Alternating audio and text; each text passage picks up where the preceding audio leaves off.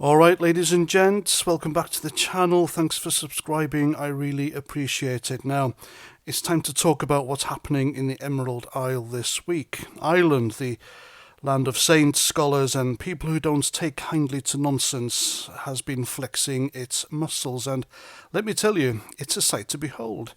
This is what winning looks like, and I'm here to break it down for you in true Paz 49 style. Straight talking, no fluff, and a healthy dose of common sense. First up, Dublin, the city that gave us James Joyce, Guinness, and now a proper stand for its own identity.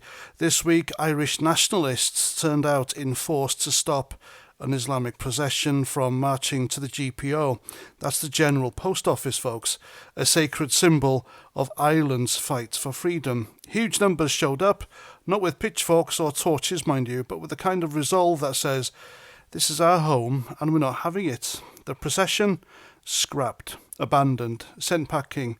And why? Because the Irish people decided that their culture, their history and their streets aren't up for grabs. This wasn't about hate, it was about pride. Pride in a nation that's been through too much to let its heart be trampled on. Good for you, Dublin. You've shown the world that you don't need permission to protect what's yours. Next, let's talk about the BBC. The BBC, that bastion of sanctimonious drivel, always ready to lecture the world on what's right and wrong until they're caught with their pants down, which is quite often. Anyway, this week they had to cough up a hefty sum to Ryan Casey, the boyfriend of Aisling Murphy, a young Irish woman brutally murdered in 2022 by a migrant. Ryan, in his victim impact statement, dared to speak the truth. Ireland's not as safe as it used to be, and something's got to change. Sensible, heartfelt and honest. But what did the BBC do? They platformed some far-left hack, Kitty Holland, who smeared him as inciting hatred and being a poster boy for the so-called far-right. Disgusting, isn't it? Ryan took them to court and guess what? The BBC settled, paying substantial damages and a six-figure sum for his legal costs. They even had to admit in court that Ryan's no criminal, no racist and no far-right hero, just a man grieving his partner and calling for a safer Ireland.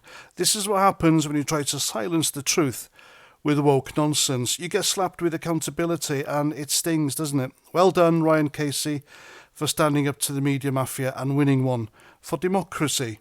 And finally, the cherry on top, Ireland's so-called hate speech legislation got kicked to the curb. Again, this totalitarian claptrap, which would have had people jailed for memes or speaking their mind, has been a pet project of the establishment for years.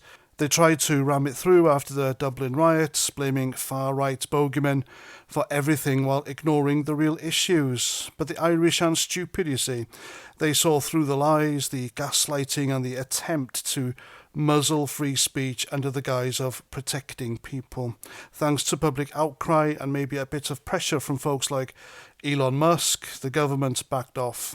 No hate speech laws, no thought police, just a victory for liberty and the right to call a spade a spade. This is Ireland saying, we'll speak our truth and you can shove your censorship where the sun don't shine. So there you have it, folks. This week, Ireland stood up for its culture, its people and its freedom. Dublin said no to an Islamic procession trampling on its heritage. Ryan Casey made the BBC eat their words and pay for their slander. And the Irish people stopped a draconian law that would have turned their country into a woke dystopia.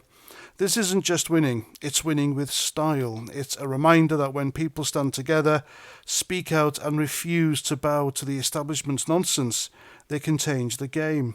Ireland, you're not just a nation of poets and dreamers, you're a nation of fighters. Keep it up and let's all raise a glass to the future that's free, proud and unmistakably Irish. Now, I'm not saying everything's perfect, and I'm sure the powers that be will try their tricks again, but for now, Ireland's shown the world what it means to stand tall, and if you've got thoughts on this, sound off below, and don't let the woke brigade tell you what to think.